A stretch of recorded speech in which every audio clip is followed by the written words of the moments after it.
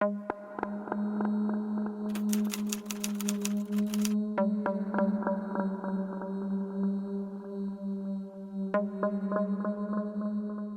guys, my name is Jack, and today we are going to review with you another horrible case. Before starting the story, I want to apologize for my bad English. I am not a native speaker. However, I am trying my best for you guys. Thanks for your understanding. It's pretty exciting to admit to your parents the decision to play your own wedding. Tina Thomas was a lot more nervous than her fiancé Gabe Watson. Tina was 26 years old at the time, just like her future husband, and this was her third serious relationship and second attempt at a wedding. Her first attempt to build a family with boyfriend Scott McCulloch ended in failure. No, the relationship between young people were just fine, but only Tina's mother was against this wedding, and Scott himself she did not like. There were no specific claims, but like every mother, she wanted a better and happier life for her daughter, and Tina herself, at that moment, was still very young. For this reason, the couple soon parted. The mirage of a joint future melted away. The second attempt, with Stan Marks, also failed. Here, Tina's parents did not play any role. The couple could not overcome the first 3-year crisis, and they parted by mutual consent. Finally, on Christmas Eve, at a party of friends, Tina meets Gabe Watson. We can't say it was love at first sight, on the contrary. The relationship was built more as mutual support for each other after a recent breakup. Yes, perhaps this is not the most joyful reason to start building a new relationship, but 2 years later, Gabe proposed marriage to Tina. Tina, having learned from bitter experience, said she agreed, but couldn't do it without parental blessing. In 2003, Gabe decided like a real prince, beautifully and romantically appealed to the parents of his chosen one and chose Valentine's Day. But Tina's father was away, so the dinner was moved to the next day. On February 15th, during the dinner, when Watson voiced his decision to live with Tina all his life hand in hand, the father of the bride asked a seemingly simple question to the groom. "Does he love Tina?" Gabe stammered like a schoolboy but never answered. His father considered this reaction to be a common embarrassment among strangers. Then he asked his daughter the same question. Surprisingly, Tina did not answer this question directly either, but began her speech by saying that she was afraid of being alone at the age of 26. The father thought for a while and blessed the young ones. Preparing for a wedding takes a lot of time and effort, and while Tina was thinking about her outfit, her guests, and the whole wedding, Gabe was only planning the honeymoon. He didn't care at all how his future wife wanted to spend her vacation. He had already decided everything for her. His plan was to go to the Great Barrier Reef, which is located in the Pacific Ocean near Australia, and go diving there. First of all, to look at the sunken ship, the Townsville Titanic, which sank back in 1911. The problem was that Tina, unlike Gabe, wasn't into diving. Yes, he took her scuba diving in the pool sometimes, in calm water under the supervision of lifeguards, but no more than that. Gabe, himself, was an experienced scuba diver. He was completing a rescue diving course and had over 50 dives to his credit at the time, and of course it wasn't in a pool. If you don't learn to dive by our honeymoon, I'm warning you right away. You're staying home, walking the dog, or pruning roses in the garden. You're not going anywhere with me, said Gabe. Tina had no choice. In fact, Gabe even took out a loan to buy her own equipment and pay for her fiancé's classes. The first instructor Tina had taken lessons with was disappointed in her skills and even warned Gabe that his fiancée had absolutely no skills for open ocean swimming. A furious Gabe wouldn't listen to the diving instructor, accusing him of being the one who couldn't explain and refused to continue the class. The second instructor rather quickly gave Tina a credit, although then, and noted that Tina does everything from under the stick, solely to please her future husband. On October 11th, the young couple finally got married, and after 2 days, Tina and Gabe flew to Australia, spending on a trip of $10,000 which gave them for the wedding. It should be noted that Gabe devoted part of the honeymoon to Tina. They walked around Sydney, visited the Sydney Aquarium and the zoo. Tina was excited, but the closer they got to going to the Great Barrier Reef, the sadder she became. On the morning of October 21st, they flew to Townsville, and in the evening boarded a boat to one of the most beautiful places on Earth and every diver's dream. After a while, employees of the diving company will tell that in fact, the couple did not look like experienced divers, and even Gabe, who had graduated from courses and had experience behind him, could hardly understand the equipment, as if he saw it for the first time in his life.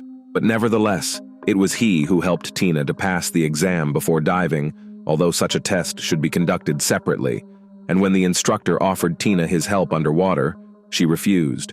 It was also noted in the dive log that there was a strong current that day, and this moment in history should not be missed or glossed over. Gabe, as I said, helped his wife sort out the equipment they had bought back in the US and went to get the tanks they had to rent. Gabe took an 11-liter tank for himself and gave his wife an 8.5-liter tank, which for this place was an extremely small volume or even dangerous, given Tina's experience, or rather lack thereof.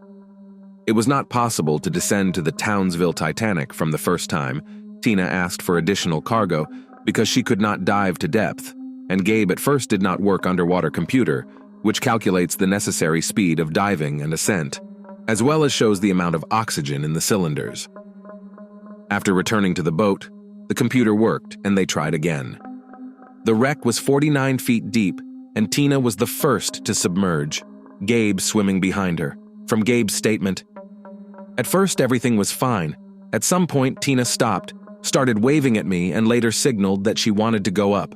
I realized right away that she was just panicking. She used to do that. By this time we were halfway up, so I decided to calm her down and stay with her at the same depth for a while, without further diving, so that she could psychologically get used to the pressure. She continued to breathe very deeply, which was unsafe, and that's when I noticed she was sinking. I tried to grab her belt, to hold her down, but she swung her arms so hard that she knocked the mask off my face. While I was putting the mask back on my face, though it didn't take long, Tina was already too far away from me. For a while I tried to swim to her, but I was unsuccessful. Then I decided to return to the surface to ask for help from the lifeguards. On the way, I met another swimmer with a narrow-set eye, but he paid no attention to my signs for help. Yes, there were 2 Asian men with them at depth, but neither of them confirmed Gabe's words about his request for help. Later, when the police took underwater computer readings, they confirmed that Gabe did try to swim after his drowning wife for a while, but eventually gave up the attempt very quickly. Although the ascent to the surface itself was not an emergency, on the contrary, Gabe surfaced as instructed, stopping at each required depth level. As for the other divers, each of them, when questioned by police, claimed that Gabe could have saved his wife, but he simply did not. In addition, this tragic incident occurred at the very beginning of their dive, and therefore Gabe had enough oxygen in his tanks to swim to the bottom and return back to the surface. The rescuers on duty on the ship, as soon as they realized what had happened, immediately went in search of Tina and found her very quickly. But unfortunately, it was too late. Tina was lying on her back, with her eyes open under her mask, at a depth of 82 feet. Her body was immediately lifted up, and on the deck of the yacht, they gave her artificial respiration for about 40 minutes. But to no avail, Tina died. Gabe all this time did not come close to his wife, but only stood somewhere aside, and according to witnesses, naively sniffed his nose. The same employees of the company said that the young man on the way to the shore and smiled and even played cards with other passengers. Gabe denied this in court. The subsequent autopsy of Tina showed that not everything was so clear. Yes, there are no signs of obvious violent death, but there are bruises on the neck. There are traces of blood in the nostrils, which is also common at the 82-foot depth where Tina's body was found. There are no traces of alcohol in the blood, but there are high levels of drugs such as ibuprofen and paracetamol, although these drugs are used in the treatment of seasickness. A small amount of fluid was seen in the lungs. The report stated that Tina died from drowning, but it is possible that she drowned while already deprived of oxygen. Tina's gear was checked by the Australian Water Police, but no malfunctions were noted. The police could have written it off as an accident. An inexperienced diver ignored safety rules and paid for it with his life. A very common case, unfortunately, but only there were suspicious moments in this story, such as rather ambiguous results of the autopsy, Also, according to the diving team, strange behavior of Watson, which does not fit into the conventional picture, where the husband grieves for his wife who just died. All these factors did not give so easily close the case. And that's why the investigation was taking quite a long time. Gabe realized the detectives were digging for him. In addition, Tina's parents did not want to accept what had happened as a tragic accident and wanted to see their son-in-law in the dock. If not as the murderer of their daughter, then at least as a man who had not helped her. During the first interrogation, the police noted that the suspect was in shock, crying and laughing, twitching nervously, asking to call his father, who complained of pain in his ears, and begging him to tell his wife's parents about the tragedy. Late at night, Gabe was released. He went to the yacht that belonged to the company that sent them to the reef and asked them for a night's lodging, arguing that the trip was supposed to last 2 days, but because his wife had died, they had only been there for 24 hours. He also asked for a refund of half of the cost of their dive. In fact, he never got to see the sunken ship. On October 24th, Gabe's mother flies to Townsville to support her son and help him find a lawyer. That same day, at Gabe's request, they go to the morgue. Gabe wanted to see his wife one more time. Because the husband was still considered a suspect, the morgue employee called the detective who was in charge of the case. In theory, Gabe could have hidden some evidence, but the grief-stricken husband only cried, held his wife's cold hand, and begged her forgiveness, not realizing at all that the police officer was standing outside the door at the time, recording him on a tape recorder. "I didn't mean to hurt you." These are the words Detective Lawrence later uses against Gabe in court. Then at the morgue, "You told Tina you didn't mean to hurt her. What did you mean by that?" Lawrence will ask his question. The story of Gabe's sore ear was repeated again as he was traveling home with his wife's body. During a layover in Oakland, he sought medical attention on the airport grounds and was held there for evaluation. According to the investigation, this was done on purpose to avoid seeing Tina's father. However, and divers will confirm this, ear problems are a fairly common ailment among divers. Tina's funeral was held on November 5th, where Gabe still had to meet with the deceased's father. Gabe, almost in full view of everyone, took off his wife's wedding ring, putting it on his ring finger over hers, as well as earrings, which he immediately handed over to his father-in-law. Watson and the Thomas family never crossed paths again that day. Later in the trial, Gabe would be asked the question, "Did you really take your wife's jewelry off during the funeral?" Gabe will only smile and shrug. "I don't think I could have done it later." Everyone had different opinions about Gabe. Some said that this chubby, funny man was quite a kind man, and some on the contrary called him a tyrant and a despot. But they all agreed on one thing. Gabe and Tina were not happy, or at least they didn't seem to be. Tina's friends confirmed what she'd told her father at a family dinner on February 15th. Her union with Gabe was just a way to avoid dying alone, and that fear had led Tina to die on the seabed. Also, the victim, who died shortly before their honeymoon, confessed to a friend that her husband dragged her by the hand to an insurance company where he forced her to insure his life at a higher interest rate in case of death, and put his name in the column beneficiary. This testimony was checked through the insurance agent, and he confirmed everything. The cab driver who drove the newlyweds to the yacht was also questioned. Tina cried the whole way, but her husband paid no attention to her. Finally, Tina's friend Amanda Phillips told another story, and it became clear what the couple's relationship was really like.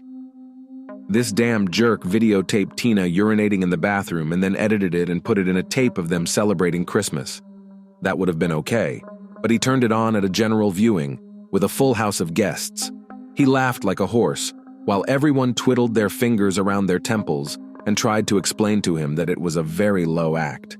I was clutching crosses on my fingers so Tina wouldn't get the idea to marry him. While removing jewelry right during a funeral may seem like a frightening and denunciatory act on Gabe's part, during the trial, in 2008, the jury was shown an extremely disturbing footage of Watson visiting Tina's grave, taking all the flowers from it and carrying them away. They were later found in a nearby trash can. Tina's father noticed the missing flowers, and to find out the thief, he set up a hidden camera in the next row among the monuments, but he never expected to see Gabe on the tape and was outraged by such an act. In court, Gabe's defense was that he and his wife had discussed the death of one of their own on an extreme honeymoon, and the lack of flowers on the grave was her request, which sounded very strange and unlikely. There's no telling how long the search for evidence would have dragged on if the cops had put on the exact same gear the newlyweds had and hadn't tried to stage that incident. Gabe said Tina drowned while he was trying to put a mask on her face. It turned out it was impossible to put the mask on underwater by yourself unless you used another source of air, in this case, Tina's oxygen.